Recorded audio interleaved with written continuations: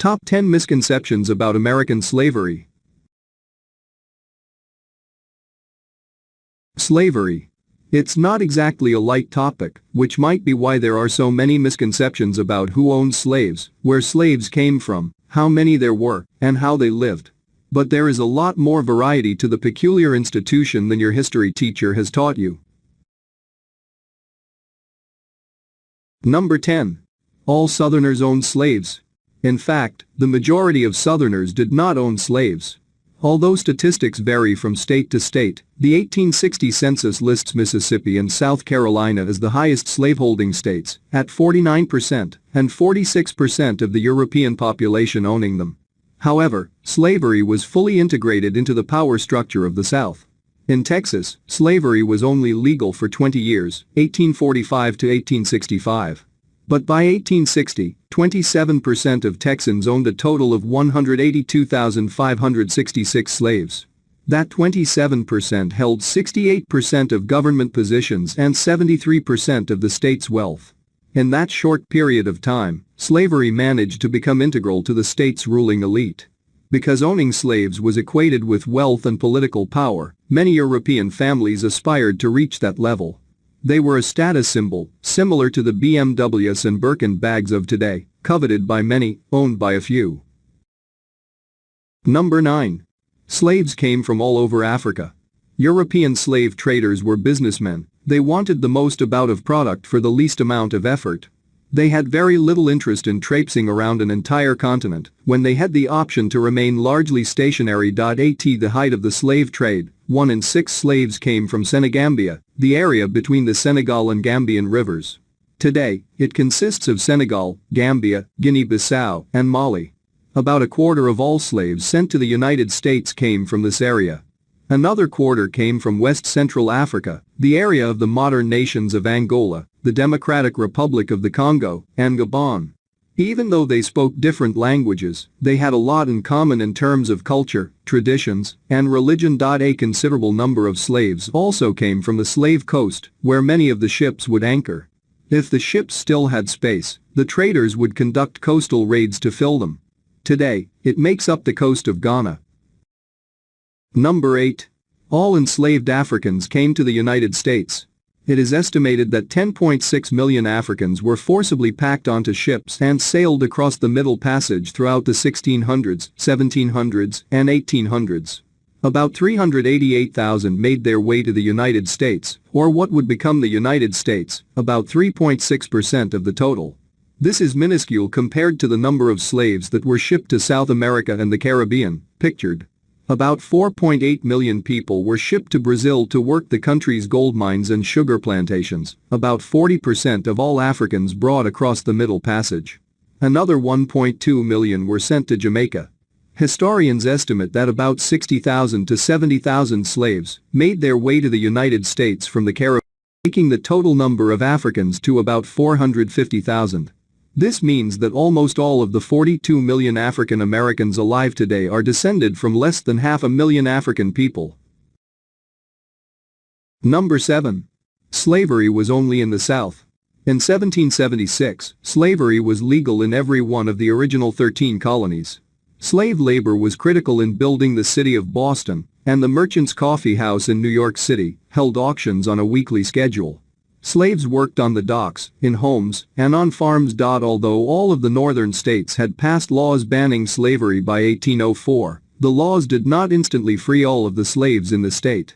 In an attempt to avoid controversy, the laws often abolished slavery gradually.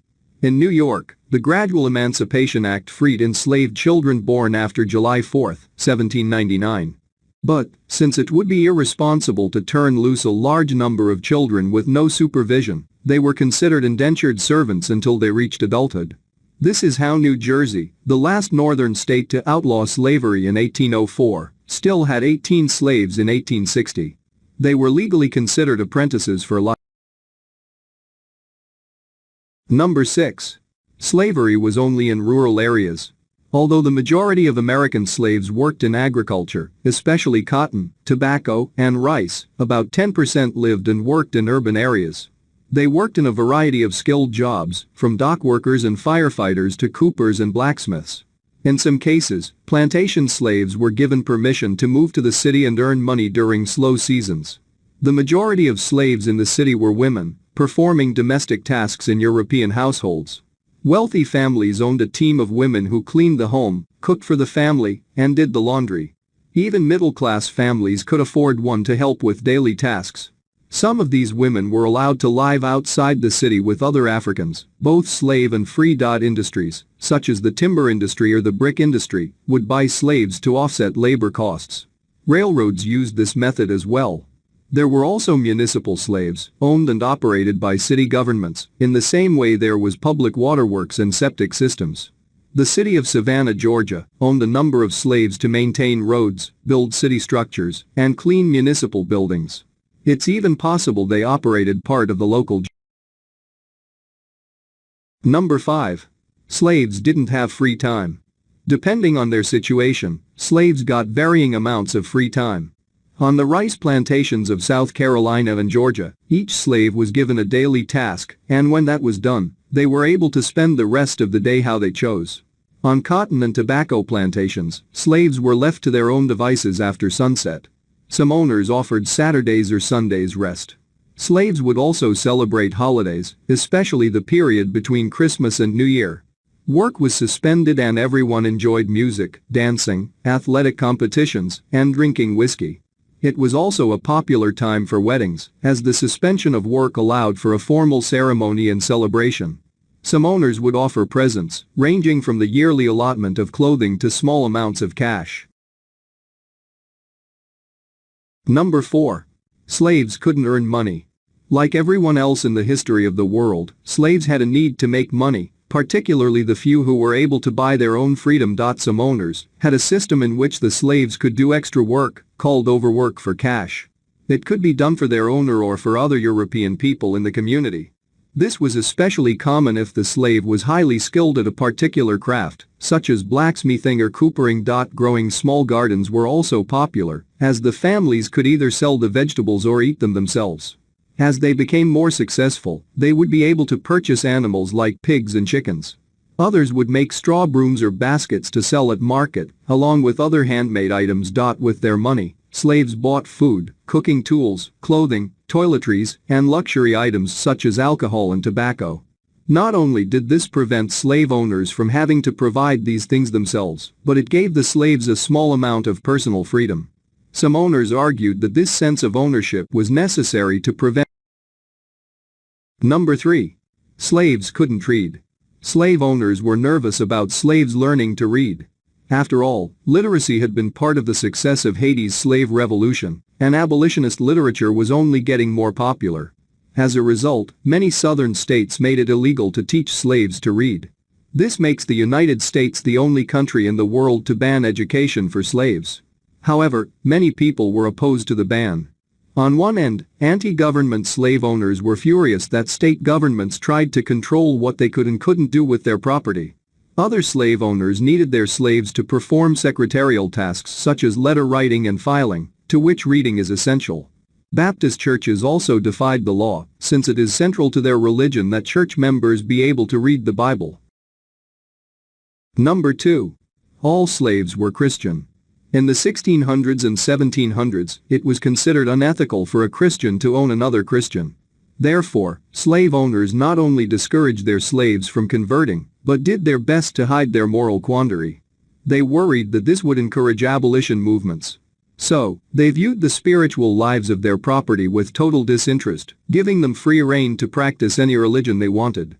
In the 1800s, there was a wave of Christian fervor known as the Second Great Awakening.